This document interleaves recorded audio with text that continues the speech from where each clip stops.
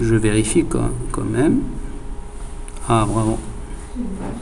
Là, on est en train d'enregistrer. Alors, comme je vous ai dit, en fait, là, si vous lancez, pour lancer, il faut venir jusqu'au dossier qui contient le programme GNUplot.exe. Et vous pouvez le lancer, ça vous donne une petite console que vous pouvez blanchir si vous voulez, ou rendre blanche.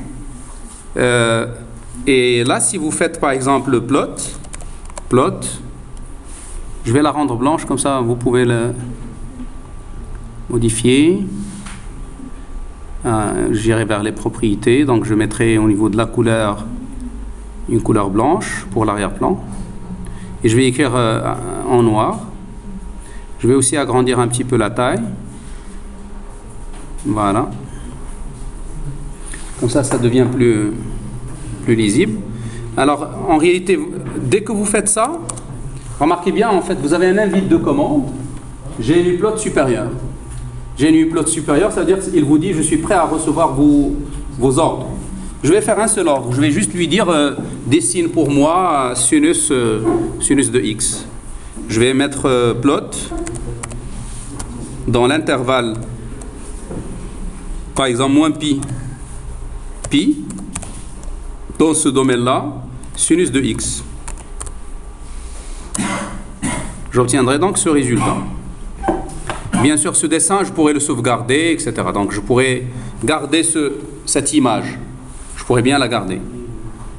Je pourrais donc tracer plusieurs cours pour les comparer, etc. Donc, mais je ne vais pas dire plus. En fait, je vous laisse découvrir le manuel vous-même, quitte à refaire juste les exemples. Les exemples qu'on a dans le manuel, vous les prenez, vous les exécutez, vous essayez de comprendre pourquoi il a donné ce résultat, etc. C'est une manière qui vous permet d'apprendre vite. Alors, pour quitter, donc, vous allez mettre juste quitte ou bien exit. Vous allez sortir, donc la fenêtre, il va se fermer. Alors, mais on est obligé de venir jusqu'ici pour le faire. Et pour pouvoir alors le lancer de n'importe quel endroit, c'est très simple, il suffit juste de prendre ce chemin. C'est ce qu'on appelle justement le chemin de l'application. Vous le prenez, vous le copiez, vous irez dans votre dossier de travail, dans votre poste de travail, pardon, le PC, et vous irez vers les propriétés du PC. Je veux en fait faire en sorte d'aller vers ce qu'on appelle des variables environnement du système et d'aller rajouter ou d'aller changer le chemin pour toute application, pour l'ensemble des applications que je souhaite exécuter. Regardez, il y a des paramètres système avancés. On va donc rentrer dans ces paramètres et plus exactement, on va aller vers ce qu'on appelle les variables environnement. Les variables environnement, ce sont des variables bien connues par le système. Et c'est ce qui permet à ce dernier de faire ses activités. Parmi ces variables, vous allez trouver la variable path, comme son nom l'indique. C'est là où il y aurait les chemins des différentes applications. Alors souvent, quand vous installez une application, l'install ira écrire dans cette variable.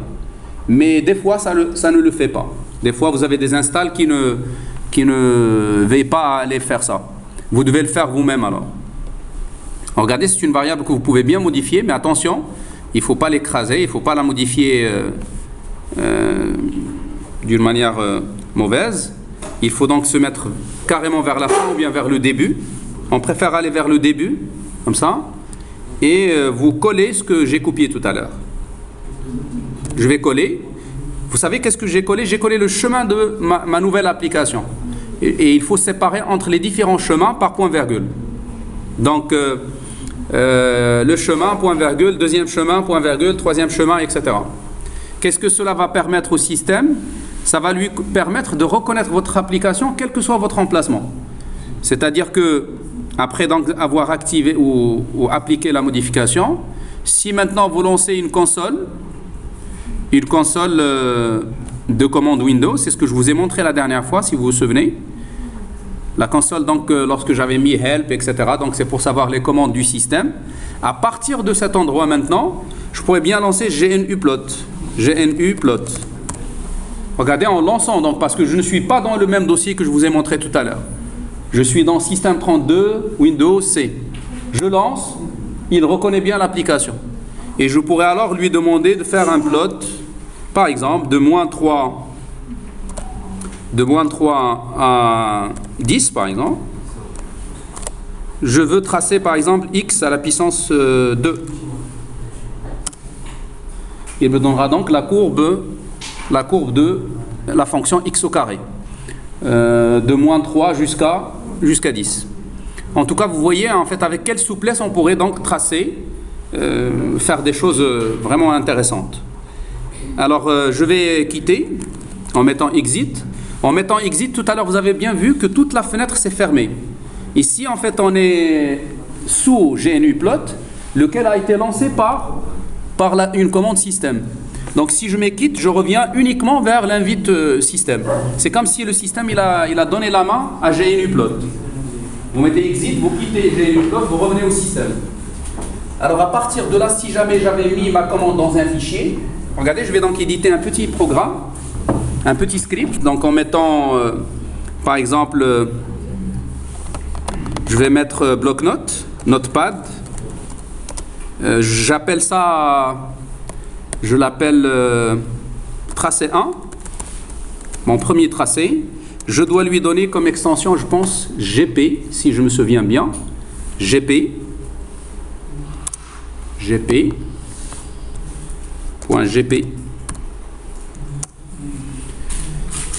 vais donc le créer. Et puis je vais mettre l'action plot. Ce que j'avais fait tout à l'heure. Plot par exemple de moins 3, 2 points à 10. La fonction x multiplié par x au carré, ça c'est la puissance, x au carré, par exemple. Donc c'est un programme qui contient une seule ligne. Je vais l'enregistrer. Si je mets enregistrer sous, je pourrais voir quelle est l'extension qu'il lui a donnée. Mais j'ai enregistré où alors? Il fallait que j'enregistre dans mon dossier de travail. Par exemple, mettons ce programme dans un dossier là où j'ai mis mes programmes. Je pense que c'est dans C. C'est mes programmes. Fortran, ça c'est pour Fortran. Je vais peut-être première année GC. Programme C. Mais à ce niveau-là en fait. Là, c'est là où on était en train de travailler. Je vais donc le sauvegarder ici par exemple. GNUplot. Attention, si on garde ce type de fichier .txt, il va prendre tracé.gp.txt. Donc je vais changer ce filtre en mettant étoile.étoile. Et comme ça, donc, je l'oblige à sauvegarder ou à prendre GP comme une extension. J'enregistre, je sors, mais je dois donc regagner mon dossier parce que je l'ai enregistré dans un dossier. Donc je vais mettre des changements comme ça pour aller vers... c'est vers D. Mes programmes. Mais non, c'est plutôt GC4. Première année GC4. Et puis à ce niveau-là, donc est-ce que je pourrais avoir des fichiers qui commencent ou qui ont l'extension GP? Non, pas ici. Donc il va falloir que je rentre encore dans le programme C. Je suis en train de descendre du dossier vers un sous-dossier. Par CD, Change Directory, je rentre du dossier parent vers le dossier fils. Et c'est là où j'ai créé mon programme qui a l'extension GP. Vous voyez, il est là, il s'appelle tracé.gp. Je pourrais donc le tracer directement en mettant GNUplot. GNUplot, si vous la mettez toute seule, ça lance, ça vous donne l'invite pour recevoir les commandes. Si vous mettez exit, vous sortez. Et si vous mettez GNUplot plus le nom d'un fichier, tracé1.gp, ça veut dire que je lui dis interprète les actions qu'on a dans ce fichier. Et par conséquent, normalement, il doit donner le tracé. Il doit donner le tracé. Mais où est-ce qu'il est ce tracé-là? Est-ce qu'il est passé? En fait, je vais changer un petit peu mon programme, parce qu'il va falloir que je l'arrête. C'est un peu comme le système pause que je vous ai dit dans un programme C. Là, il a fait le tracé et aussitôt, il a terminé. Donc, il va falloir que je lui dise, je vais revenir à Notepad, tracé 1.gp, en mettant une pause, en lui disant il faut s'arrêter. Je pense pause -1. Pause -1, ça veut dire s'arrêter jusqu'à ce que je demande fermer. Alors, j'enregistre et je vais essayer avec pause -1. Je ne sais pas qu'est-ce que ça va donner. Ça marche. Donc, vous voyez, il s'arrête. Là, il affiche, il s'arrête jusqu'à ce que je lui demande de fermer. Et dans ce cas-là, je reviens à l'invite de commande. C'est clair? Vous voyez en fait que je pourrais donc mettre tout un ensemble d'ordres dans un programme, dans un fichier test. Et pour exécuter le total, je n'ai qu'à mettre GNUplot de nom de fichier. Et automatiquement, il va donc interpréter les différentes commandes pour me montrer le résultat de l'ensemble. C'est un peu ça l'idée en fait que je veux que vous essayiez. Donc, pour apprendre bien sûr à le faire, vous n'avez qu'à suivre le manuel.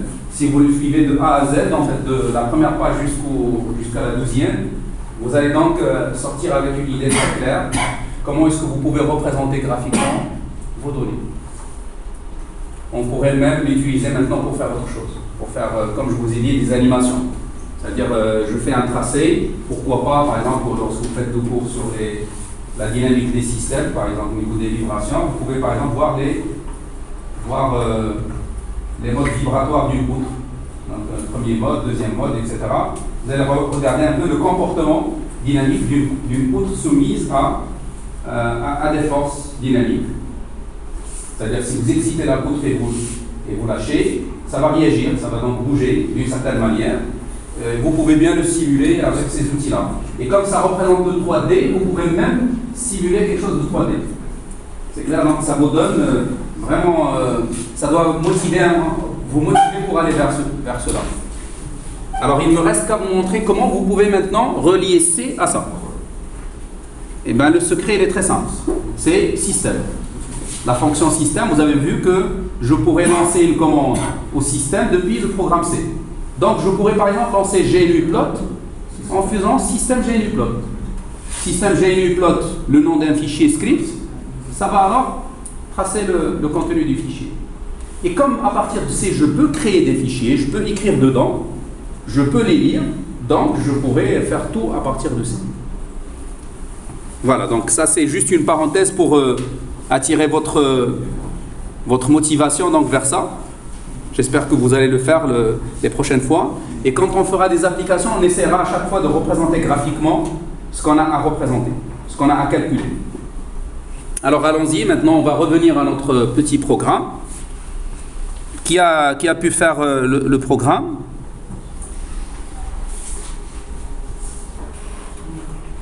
C'est bon? Personne? Non. Sûrement il y a quelques-uns qui ont essayé. En tout cas, on va donc créer un nouveau fichier, un nouveau code source. Voilà, donc je suis en face d'un nouveau programme et je veux bien programmer le triangle de Pascal. Je vais faire ici un commentaire en disant je veux faire le calcul du triangle de Pascal. C'est ça donc le titre de mon programme. J'ai besoin donc naturellement d'inclure mes fichiers en tête, donc notamment stdio, vous le trouvez toujours, ce stdio. Inclure aussi pour les fonctions malloc, etc., stdlib. Include stdlib.h.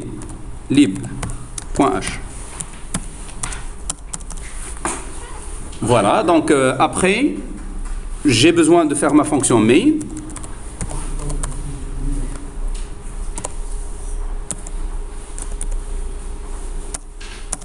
Et voilà, donc je déclare mes variables. Là, je vais faire déclaration des variables. J'en ai besoin j'ai besoin de combien de variables? Donc une variable que j'appellerai le triangle. C'est ça le triangle. Ça va pointer donc sur la liste des lignes. Et chaque ligne, il contiendra un pointeur sur la liste des valeurs du triangle. J'ai besoin que de cette variable. J'ai besoin de certaines variables de travail que je vais donc identifier au fur et à mesure de l'action, au fur et à mesure du développement de l'écriture du programme. Je vais dire quelles sont les variables dont on aura besoin. Mais globalement, c'est cette seule variable que j'ai besoin de créer. Alors, en fait, j'ai besoin d'une variable, une autre qui est bien claire, c'est la variable taille du triangle. La taille du triangle, c'est le n, donc je dois la déclarer aussi. On pourrait la déclarer de cette manière. Et donc, on aura initialement à faire deux activités, voire même 4 activités. La première, c'est la saisie de n, l'allocation du tableau, l'allocation de la mémoire, le calcul, l'affichage. Donc, saisir n, saisir la taille, allouer la mémoire, calculer les valeurs, afficher. On pourrait donc les faire comme ça par des commentaires. Là, je serai en train de saisir la taille du triangle. La taille du triangle. Juste après, je ferai l'allocation de la mémoire pour le triangle.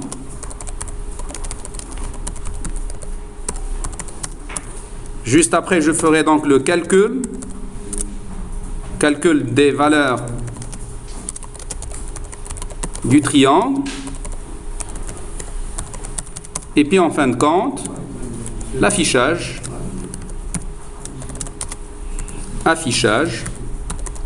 du triangle. Voilà. On fera donc en ces 4 étapes. Vers la fin, donc il ne faut pas oublier de mettre un return 0. Comme ça, on respecte un peu ça. Mais retourne un entier, donc on n'a pas oublié de le faire. Alors, la saisie. C'est donc saisir un entier. C'est 2 écritures. Un printf, entrer la taille du triangle. Scanf, puisque c'est un entier, donc un %d, adresse de n.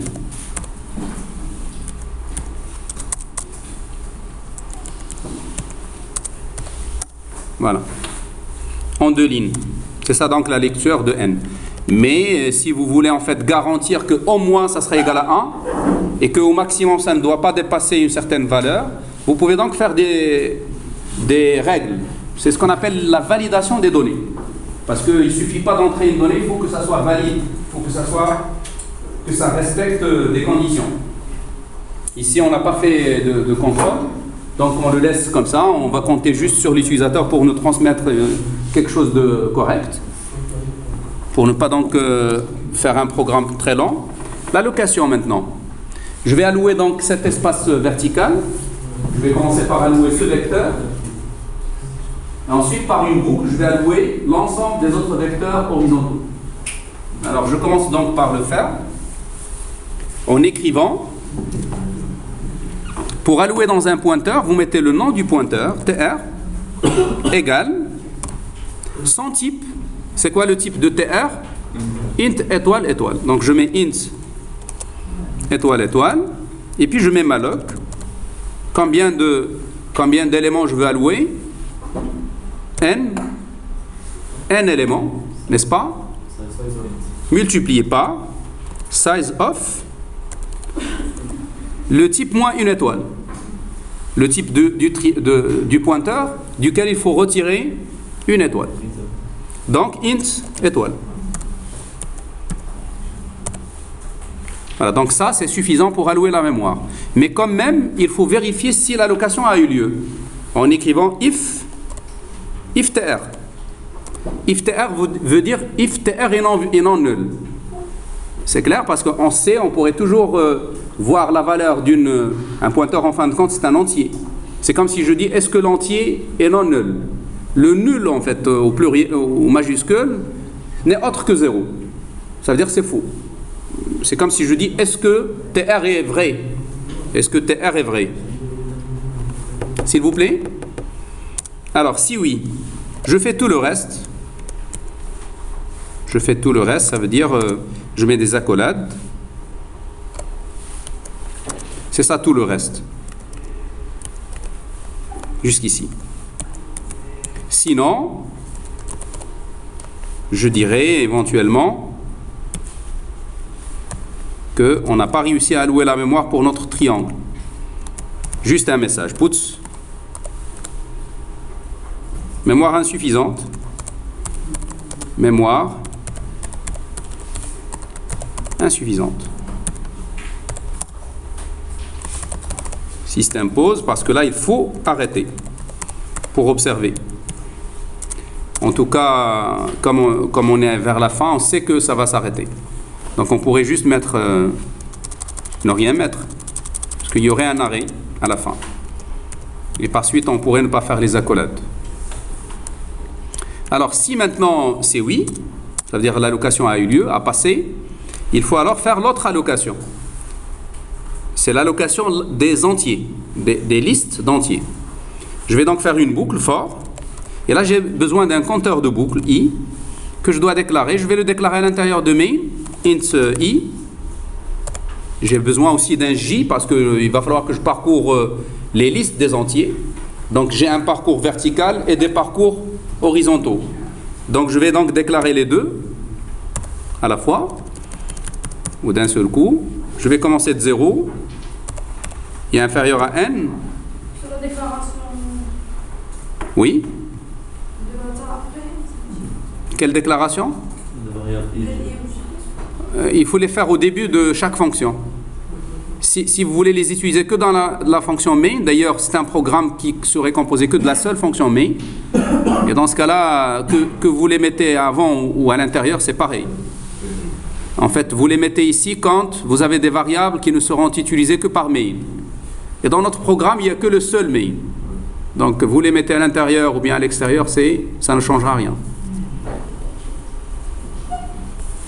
Ici, tout simplement, ces variables, on les appelle des variables globales. Donc, toutes les fonctions, ils les voient.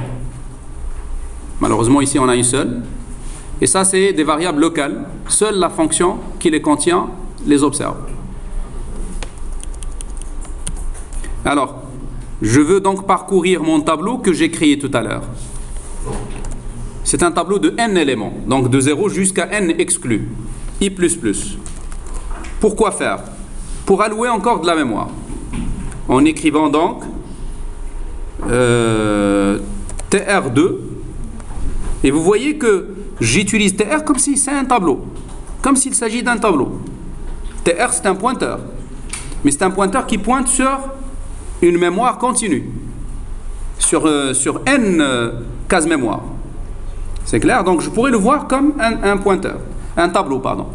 Je pourrais donc lui donner la notation d'un tableau. TR entre crochets I. Si vous voulez alors faire autrement, vous pouvez écrire TR plus I. Ça, c'est l'adresse de la IM case. Et vous mettez étoile.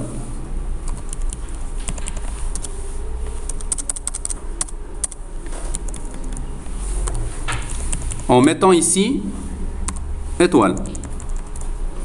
Là. Donc, vous écrivez de cette manière. Alors, donc si TR est de type int double étoile, TR plus I est aussi de type int double étoile. Et quand vous mettez étoile, quand vous déréférencez une première fois, le tout, c'est un type int étoile. Donc si on vous demande c'est quoi le type de cette écriture, de cette expression, c'est int étoile. Et par conséquent, donc, il faut ici mettre int étoile. C'est ce que je vais mettre. Int étoile, malloc. On va retirer une étoile. Donc on va écrire size of, combien de cases on veut avoir? C'est i plus 1. I plus 1. D'accord? Parce que là on numérote à partir de 0. Et on va donc allouer une case pour la première, 2 cases pour la deuxième, etc. Donc on va mettre i plus 1 multiplié par size of. Et là on va retirer une étoile, ça va rester alors un int. Je suis alors en train d'allouer les entiers. Là aussi, normalement, il faut faire le if. Parce que ça peut ne pas réussir à un moment donné. Dès qu'ils ne réussissent pas, il faut sortir. Il faut afficher un message, il faut sortir.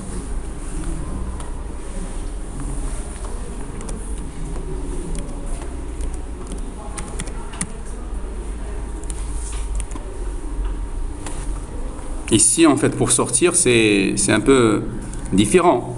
Parce que je vais avoir quelque chose autre après le for. Pour sortir donc en faisant le test, il faut écrire. Souvent, en fait, ce test, on l'ignore.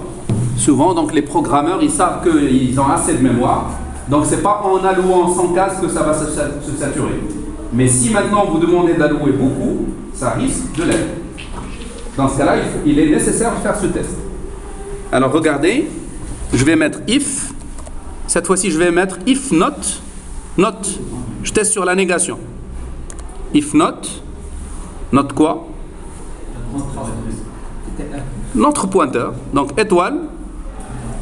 TR plus I. Est-ce qu'on pourrait l'écrire comme ça? Quand vous avez les opérateurs unaires, ça évalue de la gauche, de la droite vers la gauche.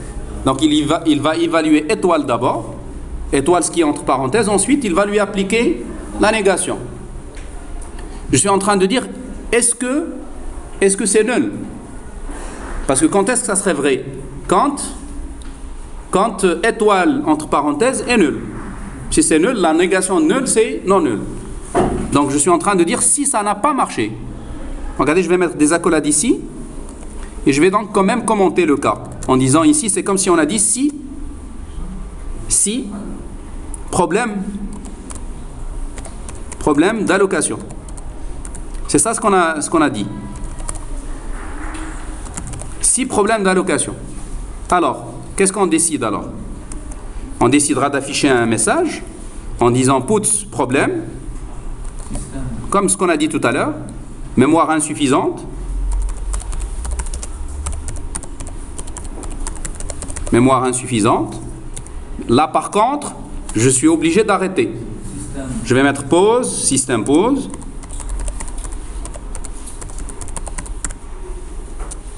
Système pause. Ça va obliger un arrêt. Et puis, juste une fois l'utilisateur aura lu et il veut sortir, on va mettre un exit. Exit 1. Ça, c'est pour sortir, pour arrêter. Arrêter le programme. En tout cas, ça ne sert à rien de continuer parce qu'on n'a pas alloué ce que nous cherchons à faire. La mémoire qu'on a besoin, on l'a pas eu. Donc, ce n'est pas la peine de continuer. Mais c'est une manière un peu forte de traiter. C'est une manière forte. C'est la méthode forte. On inflige une punition à l'utilisateur. Il a dit tu nous as demandé plus, comme je ne peux pas le faire, ça y est, je vais arrêter. Mais en réalité, on pourrait faire autrement. On pourrait dire, il faut refaire, peut-être. On pourrait lui donner une autre chance. De toute façon, ici, j'ai choisi la façon la plus simple. La plus forte, c'est la plus simple. Quand on veut faire la moins forte, c'est là où il faut travailler plus. Alors, ici, donc, je ferme l'accolade pour le for. Ça ferme donc l'accolade de mon for pour allouer. J'ai donc achevé l'allocation. Mais j'ai une éventualité sortie à partir de là. Alors, en réalité, on pourrait bien faire aussi un return autre chose que 1, autre chose que 0. D'ailleurs, c'est pourquoi ici, il y a exit, quelque chose de non nul. Exit ou bien return 1. Ça fait savoir à notre système qu'on n'a pas achevé notre activité. Ça n'aura aucune importance que si ce programme doit faire un travail pour un autre programme. Sinon, vous sortez avec 1, avec 2, comme vous voulez. Oui?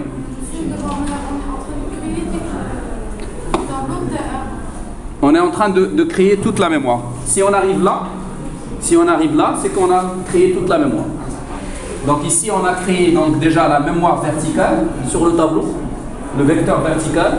Et ici, grâce à la boucle, puisqu'on va refaire une fois, et pour chaque fois, on va donc allouer un vecteur de i cases, de i plus 1 case. C'est clair? Ça, c'est comme si on dit, et si jamais ça ne marche pas? Et si jamais il n'y a pas cette mémoire, on demande de l'espace qu'on n'a pas. Dans ce cas-là, on arrête. On fait savoir ça à l'utilisateur, on lui dit, tu as demandé quelque chose que je ne peux pas te donner, et on t'oblige alors à s'arrêter. On s'arrête par exit. Donc, dit que note, il y a un Oui. C'est comme ça qu'on dit. Note, c'est un point d'exclamation. Ça, c'est un point d'exclamation. Note X, if not x veut dire est-ce que x est nul? Est-ce que x est faux? En d'autres termes, en raisonnement logique. Est-ce que x est faux? If not x, c'est comme si vous dites est-ce que x est faux? Et pour nous, faux, c'est 0. Et 0, pour un pointeur, ça veut dire qu'on n'a pas alloué. C'est comme si on a dit est-ce qu'on n'a pas alloué?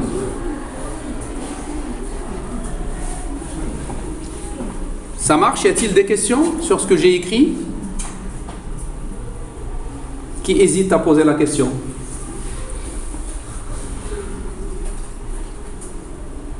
Ça marche pour tout le monde?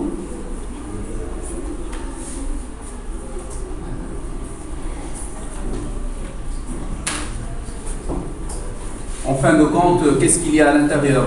J'aurais donc, pour simplifier, je pourrais écrire autrement ça. Ça va être plus clair pour vous, pour certains peut-être. Je vais écrire comme ça. Étoile TR plus I. Est-ce qu'il est égal à nul? On pourrait faire ce genre d'écriture aussi. Étoile TR plus I. C'est là où j'étais en train de calculer le résultat de malloc. Vous voyez ce qu'on a là? C'est exactement ce qu'on a ici. Et on a dit que malloc, il retourne l'adresse du bloc alloué. Donc cette expression, il porte une adresse. On est en train de dire est-ce que cette adresse est nulle? Nulle, ça veut dire qu'on n'a pas réussi la création. Si on ne réussit pas la création, donc il faut afficher un message, il faut dire je vais sortir. Mais l'écriture, elle est un peu lourde. On pourrait juste la mettre par un point d'exclamation ici. C'est équivalent. Alors, on a comme les équivalences sur le tableau. Comme ça, vous pouvez donc savoir les faire. Chaque fois que vous avez cette écriture, if x est égal à 0, vous pouvez la remplacer par if not x. If not x. C'est la même chose pour les pointeurs. Et pour les pointeurs, 0 il est noté par nul. If x est différent de 0, vous l'écrivez alors par if x. Bien sûr, les notations sont plus pratiques. Ça, c'est plus pratique que ce que vous avez de l'autre côté. Qu'est-ce qui a permis ça? C'est la convention C. C, il voit toute donnée nulle, il la voit comme faux. Toute donnée non nulle, il la voit comme vraie. C'est clair? Donc, ce n'est pas la peine de dire est-ce que x est vrai. Vous dites est-ce que x? Si x est relié. Oui. Tu peux utiliser la notation TR de I de G. Oui, vous pouvez le faire. Ici, là, dans notre contexte, la notation suivante peut être remplacée par cette notation. Au lieu de faire étoile TR plus I, vous le remplacez alors par TR I. TR I. Je vais de G. Ça serait plus, c'est une notation plus compacte. Oui. C'est un TR de I TR I de G. À la matrice. En faisant une autre. Ça, c'est pour accéder dans les cellules horizontales, dans les entiers. Si vous mettez TR tout court, c'est X, 2 étoiles. À chaque fois que vous mettez les crochets, moins une étoile. Si vous mettez encore d'autres crochets, moins une autre étoile, et ça donnerait un entier. Donc cette notation, c'est pour un entier. Donc celle-là qu'on a utilisée ici, vous la notez alors par TR, crochet de I.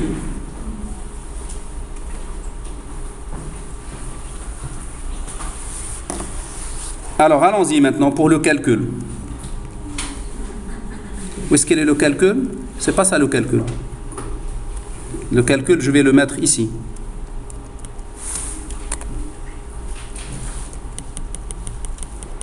Le calcul, c'est quand j'arrive là. Alors, que dois-je faire au niveau du calcul? Je dois donc remplir les vecteurs horizontaux. Donc je commence par remplir la diagonale et la première colonne par des 1 et je calcule le reste. C'est ce que je vais faire. Donc je vais faire une première boucle for i égale 0.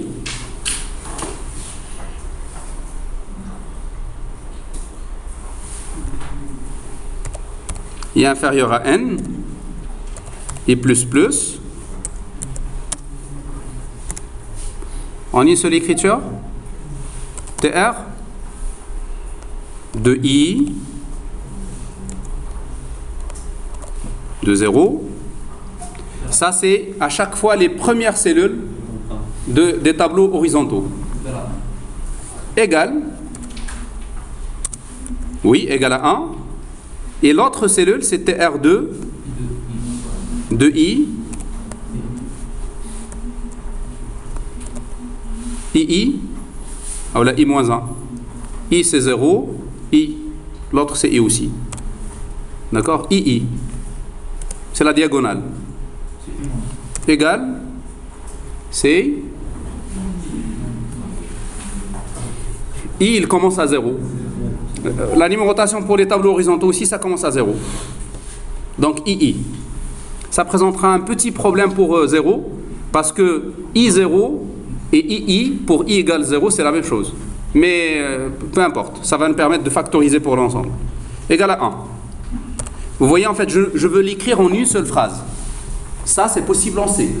C'est donc les affectations séquentielles. Vous pouvez mettre A égale B égale C égale D égale l'expression.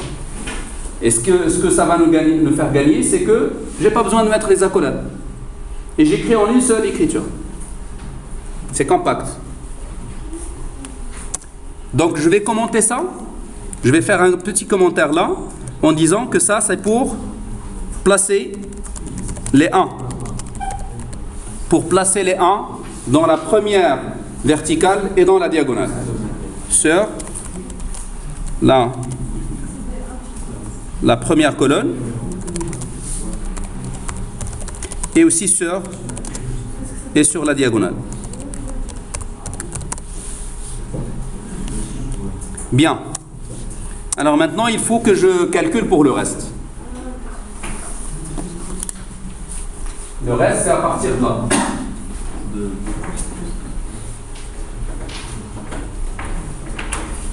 J'ai donc rempli. Tout ça, c'est rempli. Là aussi. Tout ça, c'est rempli. Il me reste cette partie-là, cette zone. De 2 jusqu'à 1.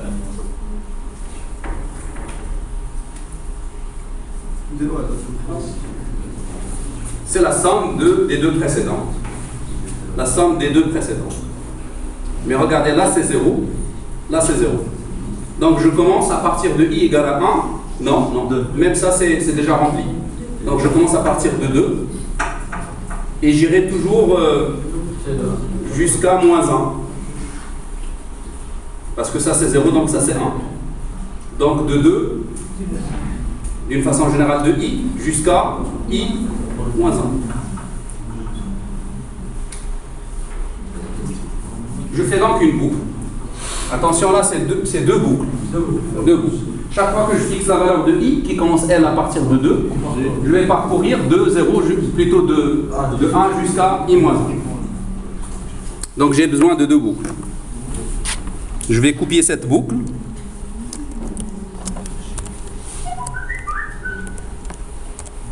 Et je vais insérer à l'intérieur la boucle for J. For J. Alors on a dit I, il faut que ça commence à partir de 2.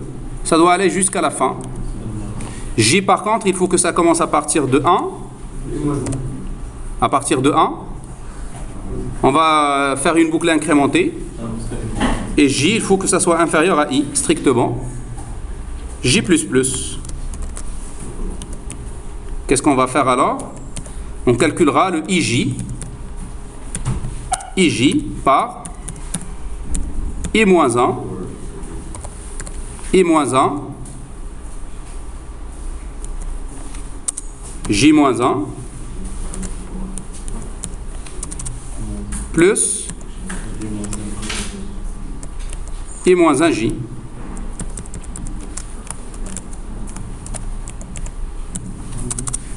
C'est tout. En une seule action aussi. Pas besoin de faire les accolades.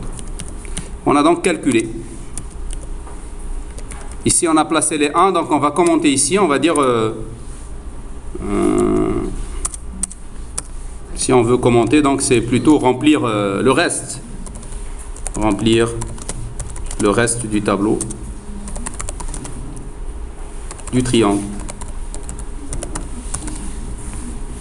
Ça, c'est le remplissage du reste.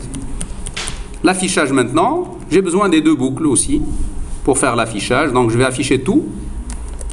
Je copie les deux boucles et je vais les mettre ici. Sauf que je vais commencer normalement à partir de 0 et là aussi à partir de 0. Je vais mettre un printf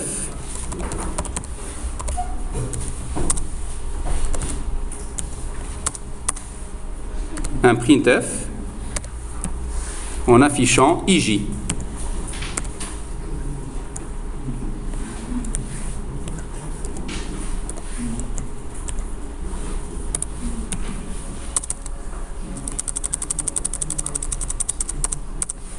Et puisque c'est un entier, donc je mets %D.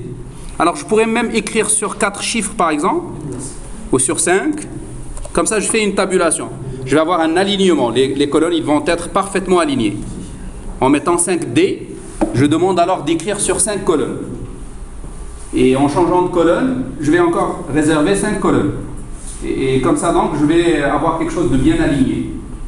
Je ne dois pas oublier un retour à la ligne lorsque j'aurai terminé une ligne. Donc quand je sors de la boucle for J, il va falloir que je mette un retour à la ligne, un printf anti/m, ou bien un puts rien. Un puts c'est un vide. Je sais bien que puts il écrit une phrase, il revient à la ligne. Mais attention ici maintenant, sous la boucle for I, on a deux actions. On a la boucle for J et on a l'action puts. Il faut alors mettre les accolades. C'est ce que je vais mettre. Donc je mets ici une accolade. Celle-là, je la déplace pour la mettre complètement ici.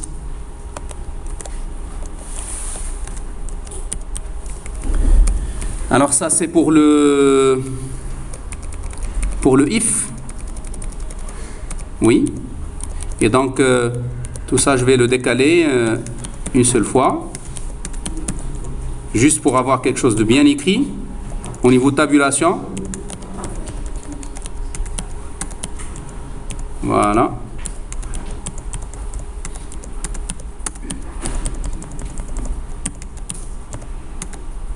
Voilà. Ça marche, donc on a écrit notre programme. Je vais fermer ce...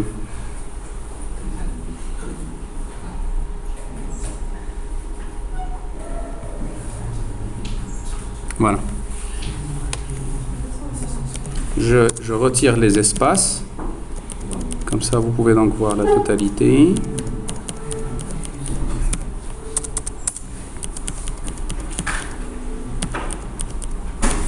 Voilà, ça marche. Je laisse ça, en fait, c'est ça ce que je dois laisser. Ça marche? Vous êtes déjà arrivé là, au calcul? Non? L'allocation. Tout le monde a fait l'allocation?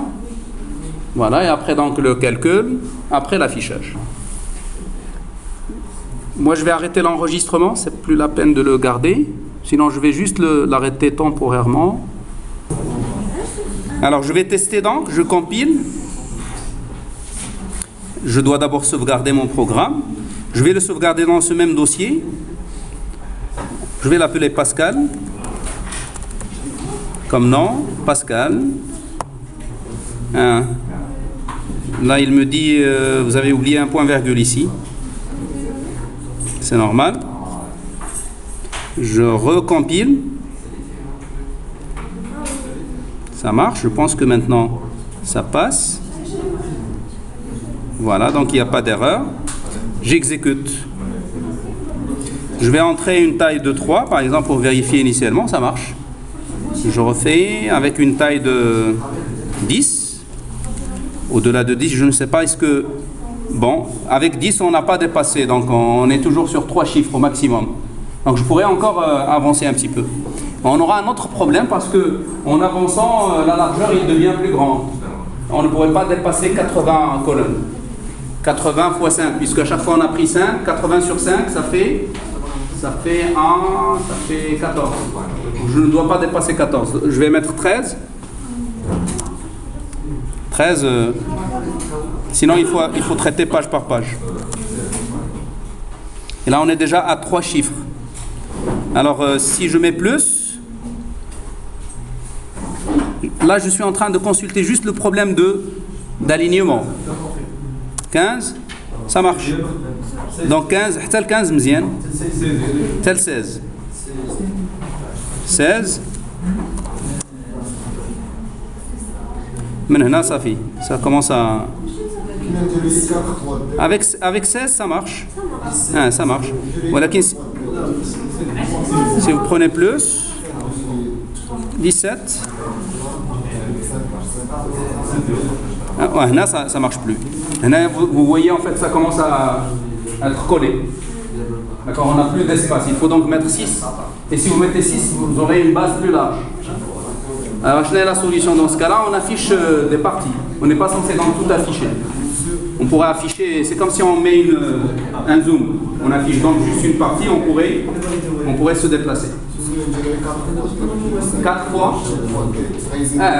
Avec 4, il a aussi déjà ils sont collés. Avec 4, tu ne peux pas dépasser 15. Tu dois s'arrêter à même le 14, c'est pas possible. 13 aussi, parce qu'on a déjà 4 ici. Donc il faut s'arrêter à 12 au maximum. 12 pour avoir un espace entre les... C'est la marge qui doit rester. Ça marche? Vous avez réglé le problème? Non? Bien, j'ai rien changé. J'avais un point virgule oublié que j'ai rajouté. Point virgule au niveau du système pause. Là. Je dois arrêter le programme complètement cette fois-ci.